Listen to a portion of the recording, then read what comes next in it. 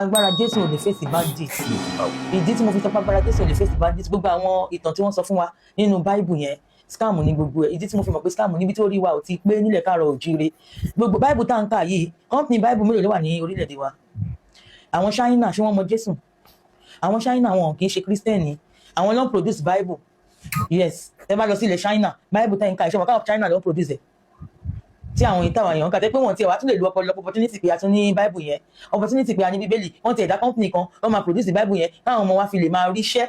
Wọn ò tún ṣe yẹn. Àwọn China tí wọ́n mọ Jésù, àwọn ló ní highest technology, tó yẹ pé òòṣà wọn dẹ̀ ni wọ́n ń lò tó fi ṣe gbogbo tó ń ṣe.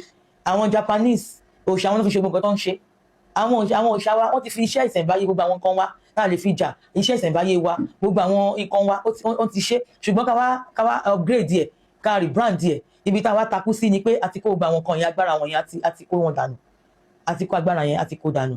Púpọ̀ lónìí tó yẹ pé wọ́n ti sọ agbára wọn nù, àwọn míì ẹ̀kún eégún ilé wọn wọ́n ti sọnù. Ẹlòmíì ní àwọn ibìkan ṣì wà jẹ́ pé wọ́n máa lè pe oyin máa ta wọ́n. Èyí láti sọ pé àwọn àbá wọ́n máa ń wà nínú ilé, wọ́n máa ń jagun ní ojú ogun.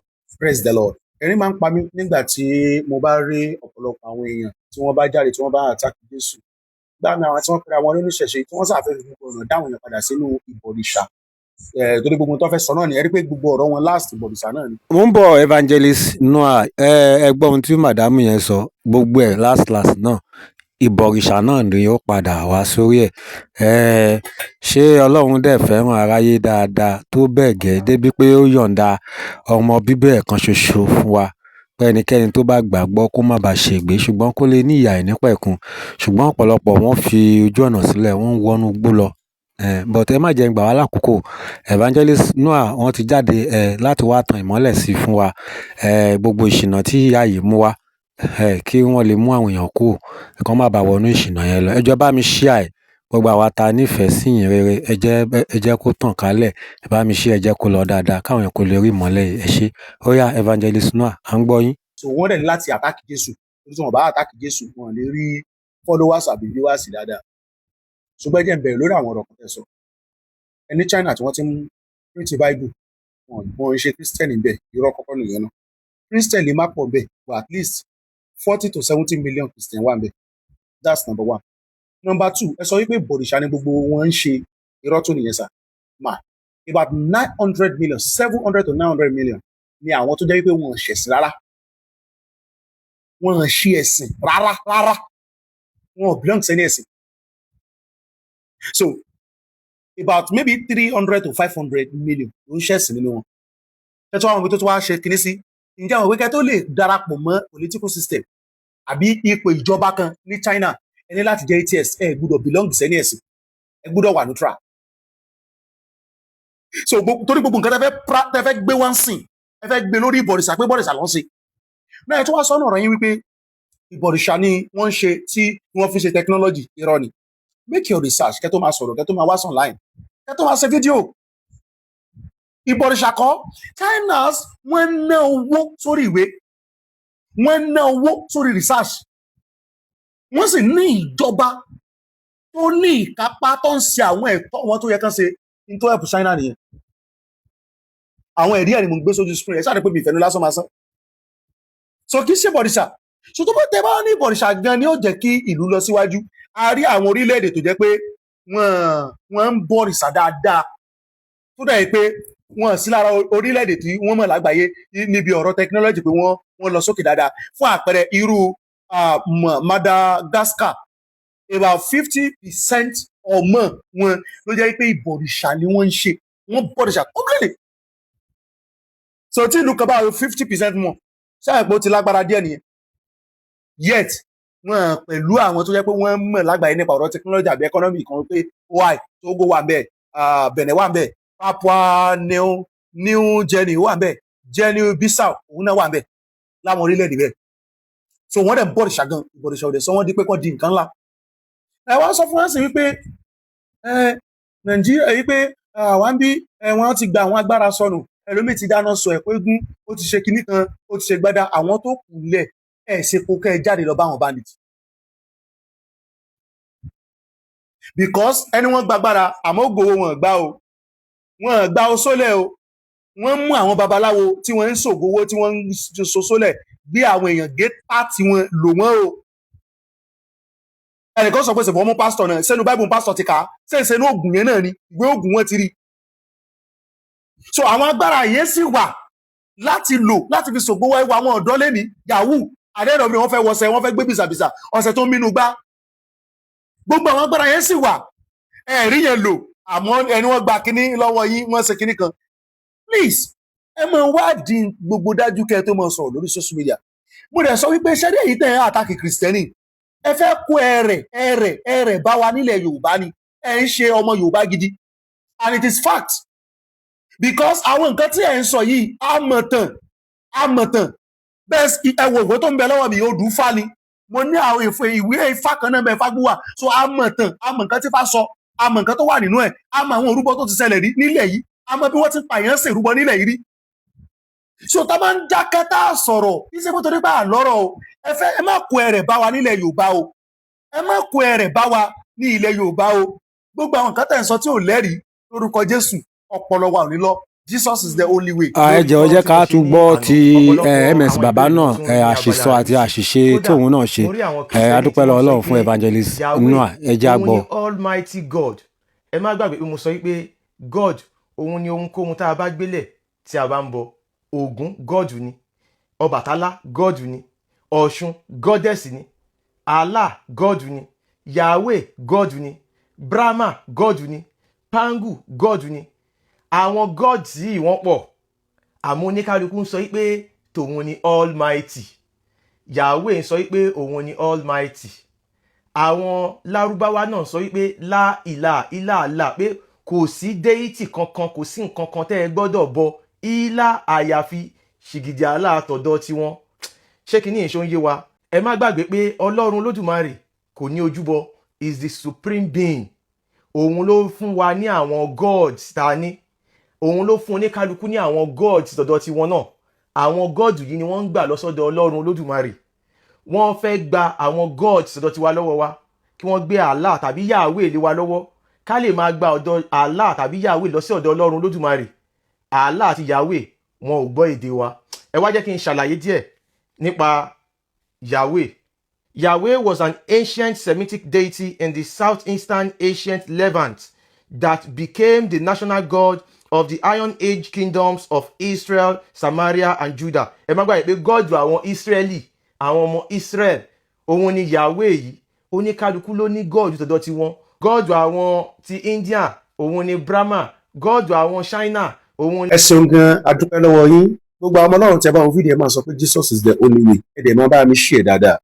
Ìdí tá a ṣe ń dáhùn sáwọn nǹkan wọ̀nyí òun ni wípé a fẹ́ jẹ́ kí wọ́n tan àwọn ènìyàn wa lọ sínú òkùnkùn àti inú ìbọ̀rìṣà kì í ṣe pé àmọ́ òótọ́ àmọ́ ìyìn rere àmọ́ nǹkan tí Kristi jẹ́ ṣùgbọ́n àwọn kan wà tó jẹ́ pé wọ́n lóye nǹkan tó bá tí wọ́n ní ibì kan tó bá gbélé wọ́n sáré rò pé òun lóòótọ́ tó bá gbélé wọ́n sáré rò wọ́n máa ń fọ́ọ̀d òun la ṣe ṣàwọn ìdánilẹ́kọ̀ọ́ yìí nínú ọ̀tá arákùnrin yìí sọ ó jẹ́ ká mọ̀ wípé Olódùmarè kọ́ ni Yahweh o ara àwọn ọlọ́run kéékèèké ni o ó dẹ̀ wà fún Israel nìkan ni so nínú ọ̀rọ̀ wọn ni o gẹ́gẹ́ bí wọ́n ṣe sọ so pé Yahweh ṣe ọlọ́run tó ń jẹ́ supreme god Olódùmarè ni supreme god ẹ̀mí ní ẹ̀rí kan láti inú bíbélì kí n tó lọ sínú ògùnfà náà tẹ́ bá wo the book of Romans chapter 3 verse 29 ó ní ọlọ́run àwọn Júù nìkan àní ó ní kì í á sì àwọn kèfèrí pẹ̀lú ó ní tí àwọn kèfèrí lè pẹ̀lú now kèfèrí tó wà ń bẹ̀ ò kì í ṣe ìbò the Greek word tó wà bẹ̀ is ethnos tó túmọ̀ sí Gentiles àwọn orílẹ̀-èdè míì tí kì í ṣe orílẹ̀-èdè Israel so ọlọ́run kan náà ni ọlọ́run gbogbo wa ọ̀ níbi ìsáré ọkùnrin yìí tó sọ fún ẹ̀kọ́ Olódùmarè ní supreme being tó dẹ̀ fẹ́ máa classify ọlọ́run àgbáyé tá a mọ̀ sí Yahweh sí local deities sí àwọn òrìṣà àti àwọn ọlọ́run kéékèèké now mo fẹ́ kẹ́ ẹ bá mi sọ lórí odò ọ̀sá méjì kẹ́ ẹ prove fún mi pé Olódùmarè tẹ́ ń design fún wa ń bì tẹ́ ń ṣàlàyé fún wa ń bì ní ọlọ́run àgbáyé ni òun ni supreme being ó ní òkè ṣe rìbìtì sórí ṣoṣo máa ka ibẹ̀ yẹn díẹ̀ so that àwọn babaláwo tó bá ń gbọ́ odù yẹn wọ́n á lè mọ odù tí mò ń sọ òkè ṣe rìbìtì sórí ṣoṣo adíá fún ọba àjàláyé òkè ṣe rìbìtì sórí ṣoṣo adíá fún ọba àjàlọ́run àwọn méjèèjì jìjàgbàdé lé Olódùmarè ọ̀rẹ́ ní ọba àjàláyé àti àjàlọ́run máa stop bẹ́ẹ̀ now wọ́n wá ní àwọn méjèèjì dìjọ lọ oko ọdẹ ńjọ́ kan wọ́n lọ ń dẹsà wọ́n fẹ́ pẹran ẹ má gbàgbé ẹ jẹ́ kí n ṣàlàyé àjàláyé òun là ń pè ní the lord of the earth, àjàlọ́run òun là ń pè ní ẹni tó wà lọ́run which is olódùmarè bí ó ṣe wà nínú ìwé bàbá Wándé Abímbọ́lá ìjìnlẹ̀ ohun ẹnu ifá apá kejì nìyẹn ní page 59. So now wọ́n dẹ̀ sọ fún yín pé àwọn méjèèjì wá jọ lọ pẹ́ mọ́ àjàlọ́run tó jó olódùmarè pẹ̀lú àjàláyé tó wà lórí ilẹ̀ wọ́n ní wọ́n wá jọ lóko ẹran wọ́n ń wá ẹran káàkiri tí wọ́n fẹ́ pa lógbó wọ́n rí ẹran pa at the end of the day wọ́n padà pa ẹmọ́ kékeré. So ẹmọ́ kékeré yẹn wá dájà lẹ̀ torí pé àjàláyé tó jẹ́ lord of the earth ó lóun fẹ́ gbé lọ àjàlọ́run tó jó olódùmarè sọ pé rárá òun lòun máa gbé lọ. Ọ̀rọ̀ yẹn di wàhálà àjàlọ́run bá bínú padà lọ sọ́run ló bá da wàhálà lẹ́nu ayé tí epo òkèbí okò ẹyẹ òkèbí ẹyẹ oríṣiríṣi àwọn nǹkan àjálù sáà ń ṣẹlẹ̀ wọ́n wá padà gbẹ́bọ̀. Ibi tí mo fẹ́ ti mọ́rọ̀ mi rè ṣé ẹ̀ ń sọ fún wa pé ẹni tẹ́ pè ní supreme being ó ń pa ẹran because mo ti farabalẹ̀ study kìíní yẹn wọ́n sọ pé bóyá metaphor ni àbí wọ́n kàn ń sọ bí òwe nǹkan fact ni. So ṣé ẹ̀ ń sọ fún wa pé ẹni tó jẹ́ supreme being ti yín ẹ fẹ́ sọ fún wa ẹ̀ ń sọ fún wa sì wípé ó lọ oko ẹran ó ń wọ ẹran kiri inú igbó wárí pa. So àdéhùn bí ẹmọ ló wá lọ́wọ́ rí orí ẹmọ òun àti àjàláyé wájọ ń jà tó wá di wàhálà tán dá wàhálà sọ́run àwọn èèyàn.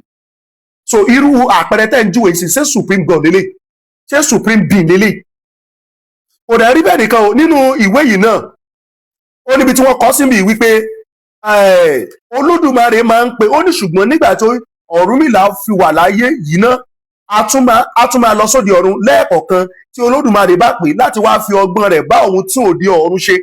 Olódùmarè tó jẹ́ supreme being á wá pe Ọ̀rúnmìlà pé kí Ọ̀rúnmìlà wá da ifá ó wá fi ifá rẹ̀ bá òun ṣe kiri ó wá lo ọgbọ́n rẹ̀ ó wá fi bá òun tún òde ọ̀run ṣe. Ọgbọ́n tí Ọ̀rúnmìlà ní ibo ló ti wá tó bá jẹ́ Olódùmarè ló jẹ́ supreme being mo expect pé òun ló yẹ kó gbọ́n jù ó nímọ̀ jù. So tó bá wáyé tó wá tó wá jẹ́ pé n tó dá ló wá ń consult pé kó wá máa ń lo ọgbọ́n láti bá òun tún òde ọ̀run ṣe. This is a question that we throw out to you. So but mo dẹ̀ sọ nǹkan kan ẹ̀yin èèyàn yìí kì í ṣe pé nífẹ̀ẹ́ ilẹ̀ Yorùbá ẹ kàn fẹ́ dá wàhálà lẹ̀ ni I'm saying it because we don't have problem with you but you want to have problem with us. Ẹ̀yin ọmọ Ọlọ́run ẹ má jẹ́ kẹ́nikẹ́ni tàn yín o ìbọ̀rìṣà ló fẹ́ gbé yín lọ o ẹ má lọ sínú ìbọ̀rìṣà o kò sí nǹkan kan bẹ́ẹ̀ òfo lásán ló wà bẹ́ẹ̀ Jesus is the only way. ẹ jẹ́ ká padà sílé ká lọ máa bọ òòṣà ká padà sílé ká lọ máa bọ òòṣà torí pé China òòṣà ni wọ́n ń bọ tí wọ́n fi ń ṣe gbogbo àwọn nǹkan tí wọ́n ń ṣe ni wọ́n fi ń ṣe technology òun ni nǹkan tí à ń gbọ́ lẹ́nu àwọn abọ̀rìṣà ẹnìjọ́ mẹ́ta yìí mo ní ìwúrọ̀ yìí màá sọ fún yín pé irọ́ ni gbogbo ohun tí wọ́n ń sọ gbẹ̀yìn ọmọ Ọlọ́run tí ẹ bá wo fídíò yìí ẹ bá mi share nǹkan tí wọ́n máa rí comment section ni pé Jesus is the only way Jesus is the only way. Lákọ̀ọ́kọ́ náà àwọn èèyàn yìí ń pa irọ́ láti fi pín òkùnkùn fún wa ni nípa báwo orílẹ̀-èdè China fún ara rẹ̀ majority citizen ibẹ̀ ìgbà 1 billion tó wà ń bẹ̀ 700 million nínú wọn ò ní ẹ̀sìn kankan rárá wọn ò worship anything haters ni wọn ò gbàgbọ́ pé Ọlọ́run ti rà bí supernatural being kan ti exist. Ìwọ̀nba bíi bóyá 300 million làwọn tó ń ṣe kíní ẹ̀rí ni mo ń gbé sójú screen yẹn àwọn tó ń ṣe àwọn religious kíní tó jẹ́ ẹ̀sìn ìbọ̀rìṣà ilẹ̀ wọn so adẹ̀ ní Christian bíi 70% àwọn nǹkan bẹ́ẹ̀ náà. Now ǹjẹ́ mọ̀ pé ní orílẹ̀-èdè China ìgbà kan ti wà rí tí wọ́n ń wó àwọn ilé òrìṣà tí wọ́n convert sí school àti police station ìwádìí ni kò ń ṣèjà. Ǹjẹ́ mọ̀ pé lórílẹ̀-èdè China ẹ ò lè jẹ́ government official àbí kẹ́ wà nípò power kan tẹ́ ẹ bá jẹ́ ẹni tó lẹ́sìn ẹ lẹ́tọ̀ọ́ àti lẹ́sìn rárá ẹ lẹ́tọ̀ọ́ àti gbàgbọ́ pé nǹkan kan wà kan pè ní supernatural àbí spiritual being tẹ́ ẹ bá fẹ́ wà nípò ìjọba wọn ẹ lẹ́tọ̀ọ́ rárá bóyá governor o bóyá president àbí prime minister wọn jẹ àbí kinní kan àbí alámòjútó tó bá àti jẹ́ ipò ìṣèjọba ẹ gbúdọ̀ lẹ́sìn ẹ lẹ́sìn tẹ́ bá lọ ní ẹ̀sìn ó ní ìjìyà tó máa fi jẹ yín lọ́ndà òfin orílẹ̀-èdè China. Ìlọsíwájú tí China ní wọ́n build ẹ̀ lórí technology tí wọ́n sì ní iṣẹ́ ìwádìí wọ́n sì náwó sí orí ìwé ìjọba wọn ló ṣe kì í ṣe ẹ̀sìn kì í sì ṣe ìbọ̀rìṣà. Ẹ má jẹ́ kẹ́nikẹ́ni tàn yín o ẹ má jẹ́ kí wọ́n gbá yín o gbogbo nǹkan fẹ́ ṣe yìí wọ́n fẹ́ dá yín wá padà sínú ìbọ̀rìṣà ni ìbọ̀rìṣà ò ṣe ń ṣe nǹkan tó lẹ́tọ̀ọ́ fún wa ó mú wa kúrò lọ́dọ̀ Ọlọ́run òtítọ́ ni ó mú wa kẹ́yìn sọ́lọ́run òtítọ́ ni. Let's worship the true God without idolatry. ṣẹ̀dẹ̀ rí nǹkan tí bọ̀rìṣà tó fẹ́ ṣe ó fẹ́ dá wa padà sọ́ndà àwọn májẹ̀mú kan tá a ti kúrò. Àwọn ajogun Yorùbá gbàgbọ́ wípé bí ikú òjijì, ọ̀fọ̀, èṣe, ẹ̀wọ̀n, gbogbo àwọn nǹkan tí ò dásá ni àwọn ajogun yẹn. So wọ́n máa ń ja àwọn èèyàn káàkiri, wọ́n máa ń affect àwọn èèyàn káàkiri. So wọ́n wá torí ẹ̀ sọ pé káwọn èèyàn máa rúbọ fún wọn so that wọn ò ní lè, wọ́n máa rúbọ àwọn ẹbọ kankan so that àwọn nǹkan ò ní lè ní agbára.